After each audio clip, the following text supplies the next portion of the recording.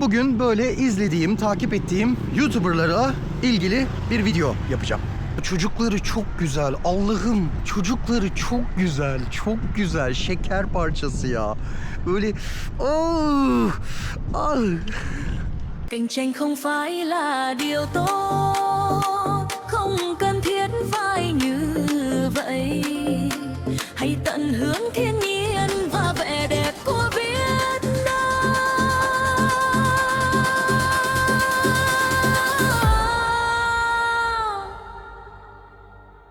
Ý chính của lời bài hát để xoay quanh thông điệp này.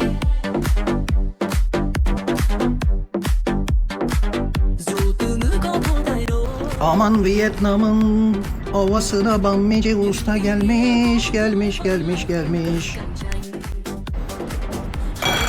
Allah kahretmesin. Neyi unuttuk biliyor musunuz? Mayonez.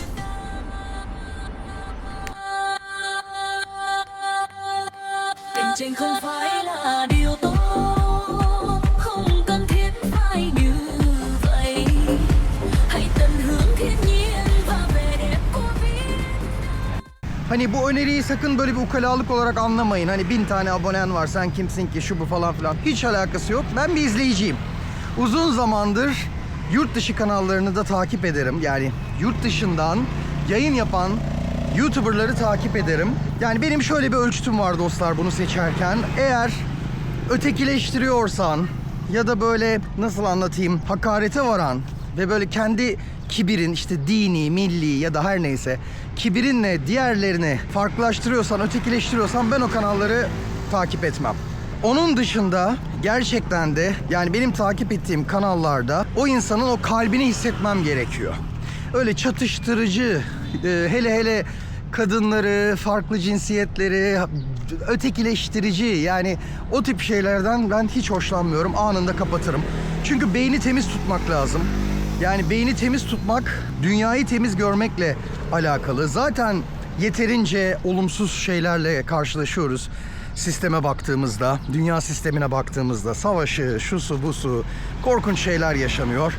O nedenle beyni temiz tutmak lazım en azından boş zamanlarda. Ömer arkadaş yanlış hatırlamıyorsam 1,5 senedir Kamboçya'dan yayın yapıyor. Gençler merhaba. Tavşan kanı Türk çayı. Demledim, içmeye başladım. Evdeyim. Ne yapıyorum? 1 kilo bamya aldım geldim. İşte burası. Where are you from? Portugal. Really? I am from Turkey. Yeah. Tapınağın etrafında suni gölet görmedik diye. Aslında gölet var. Suni gölet var fakat en az 15-20 kilometre karelik bir alanı çevriliyor. Sinan arkadaş aslında 2 yıldır burada yaşıyor yanlış hatırlamıyorsam. Fakat kısa bir süredir kanalı var. Ayşe Kocalar'ı zaten çok tanıtmaya gerek yok. Hepiniz duymuşsunuzdur. Gerçekten de o hanımefendi de bence çok hoş videolar yapıyor. Kendine has bir yaşam tarzı var. YouTube'un izin verdiği ölçüde bazı görüntüleri sizinle paylaşacağım. Benim beğendiğim noktaları sizinle de paylaşacağım. Bugün böyle izlediğim, takip ettiğim YouTuber'lara ilgili bir video yapacağım. Selam. Bangkok'tayım. Tren istasyonundayım. Kamboçya'ya geri dönmem gerekiyor. Bir arkadaşla koşturduğumuz bir iş vardı. Herkese selam. Ben Sinan. Size Vietnam Da Nang'dan sesleniyorum. Herkese merhaba, kanalıma hoş geldiniz. Ben Damla. Bu YouTube'daki ilk videom olacak. Bu videoda sizlere yıllardır hayalini kurduğum fakat bir türlü gerçekleştiremediğim bir şeyden bahsetmek istiyorum. Çok uzun yıllardır dünya turuna çıkmak gibi bir hayalim vardı fakat bunu bir türlü gerçekleştiremiyordum. Arkadaşlar selam. Çok enteresan bir hostelde kalıyorum. O yüzden sabahtan başlamak istedim. 10 aydır burada yaşayan insanlar var. Pozitif ayrımcılıktan dolayı, yani pozitif ayrımcılık da bir tartışmalı bir konudur ama ben kadın arkadaşları, kadın YouTuber'ları daha fazla destekliyorum.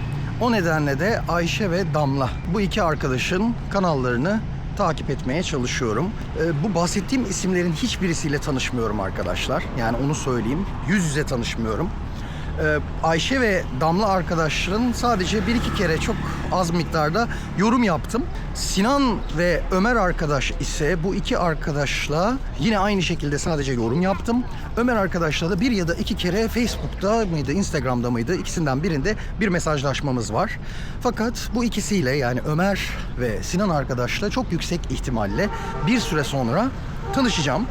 Çünkü Kamboçya'ya gitmeyi düşünüyorum. Bu da hep böyle ağzımda ama birkaç aydır bir türlü bir fırsat bulamadım. Fakat bir şekilde tanışacağım. Yani önemli olan kalplerin birliği zaten. Sinan arkadaş aslında burada yaşıyor. Fakat kendisine ulaşmak istesem de bir şekilde ulaşamadım.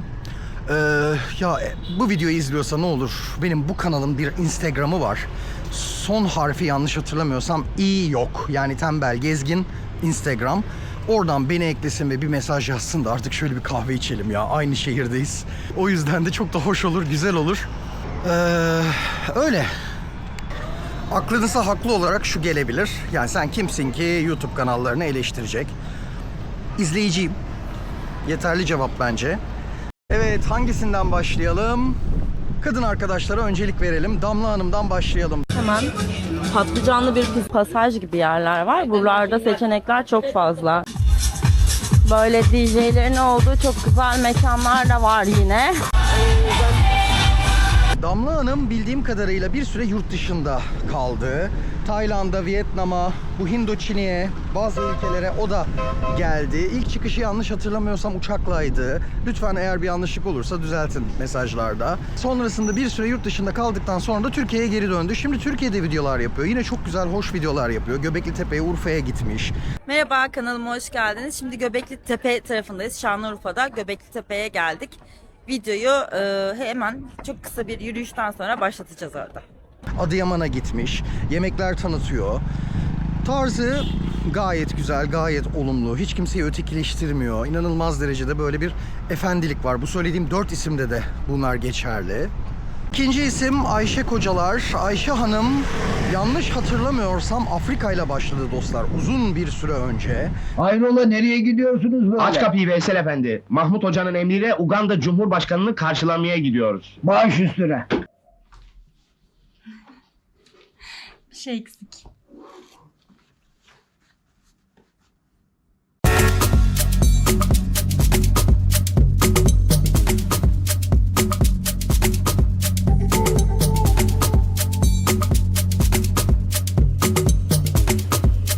Sonrasında o da dünyanın çeşitli noktalarına gitti. Hindoçin'i de dahil, yani bizim bulunduğumuz bölgeye de geldi. Yine yanlış hatırlamıyorsam. İnanılmaz hoş, şirin. Hayvanlarla ilişkisi çok hoşuma gidiyor. Gerçekten de o kalbini hissedebiliyorsunuz.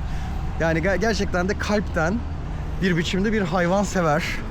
Dostlar, erkek YouTuber'lara geçmeden önce şuradan bir alışveriş yapalım.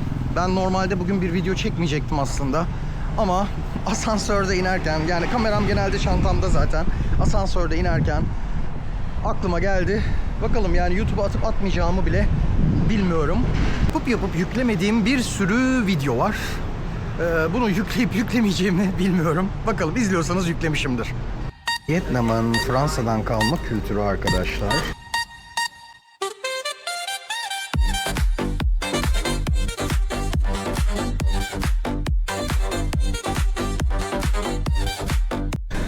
Vallahi ne konulur sandviçin içine diye düşünüyorum.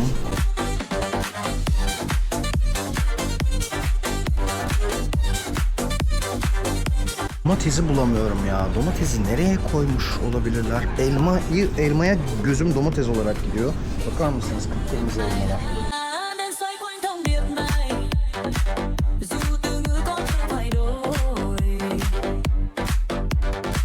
nhưng ý nghĩa cốt lõi vẫn là không cần cạnh tranh. Hãy thư giãn và ta tận hưởng thiên mẹ đẹp của Việt Nam.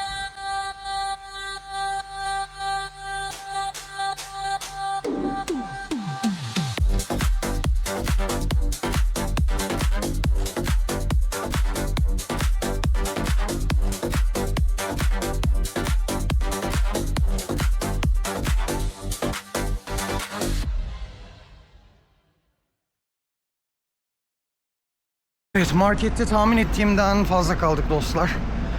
Ne diyorduk? 4 YouTuber. Damla Hanım, Ayşe Hanım, Sinan Bey ve Ömer Bey. Sinan ve Ömer arkadaşlarla bir şekilde inşallah zaman içerisinde görüşeceğiz. Buradayız zaten. Sinan arkadaştan bahsedeyim. Ben onun görüntülerine hastayım özellikle. Yani o da tıpkı diğerleri gibi inanılmaz güzel bir anlatım tarzına sahip.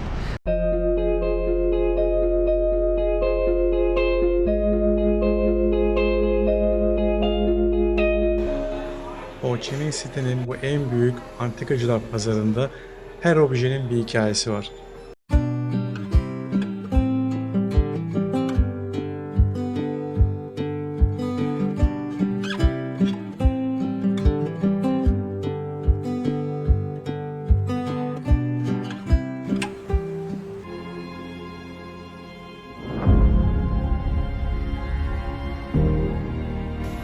Dostlar herkese selam. Nimbin'den size sesleniyorum. Daha sakin ve çok sevdim. İnanılmaz sevdim. Ya. 2 yıldır burada yaşıyormuş. Daha önce söyledim zannedersem. Ne iş yapıyor, ne yapıyor hakikaten de bilmiyorum. Ama bir şekilde inşallah görüştüğümüz zaman belki bir röportaj yapma şansımız da olabilir. Buradan sonra yol nereye götürecek bizi?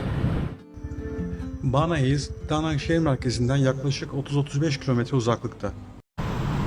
Yani benim için YouTuber'ın en önemli özelliği benim takip ettiğim, benim izlediğim, benim seçtiğim bir izleyici olarak dediğim gibi yani kimseye ukalalık yapmak istemem. Ben bu işin profesyoneli de değilim zaten.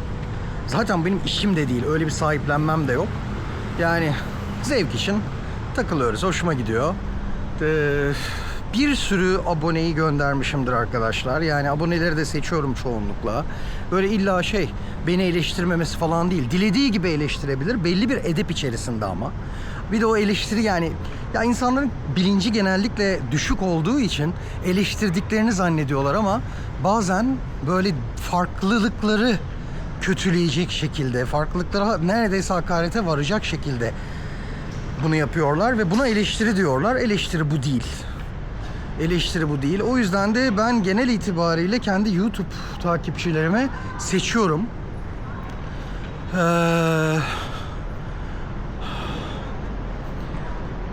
Dediğim gibi ben bu videoyu bir izleyici olarak yaptım. İzleyici açısından profesyonel miyim? Profesyonel herhalde hepimiz profesyoneliz artık yani. YouTube'u çoğunlukla takip ediyoruz. Ben ortalama her gün 1-2 gezgin videosu izliyorum. Sadece Türkiye değil bu arada. Norveç'i takip ediyorum. Japonya'yı takip ediyorum.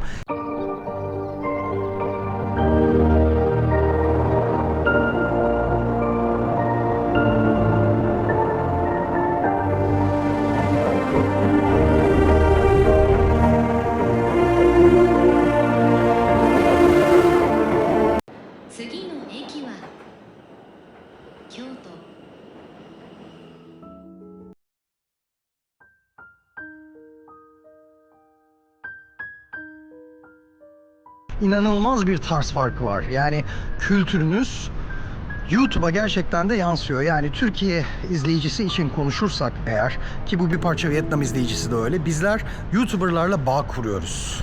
Yani görüntü estetiği aslında bizlerde ikinci sırada. Böyle bir bağ oluşturuyoruz. Bunun nedeninin sosyolojik ve antropolojik nedenleri var arkadaşlar. Mesela Japonya'da bu iş öyle değil. Japonya'da ve Norveç'te diyeyim bu iş öyle değil. Japonya'da görüntü estetiği inanılmaz önemlidir. Bazılarınız düşünebilir.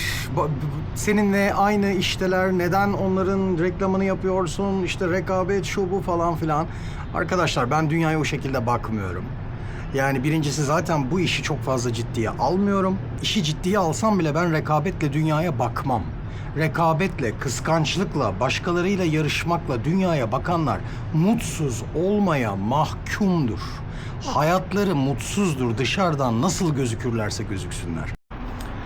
Ve güzel komşum Yunanistan, peynirin çok güzel. Teşekkür ediyorum buraya kadar göndermişsin. Kendi kültürüme yakın bir peynir yiyorum.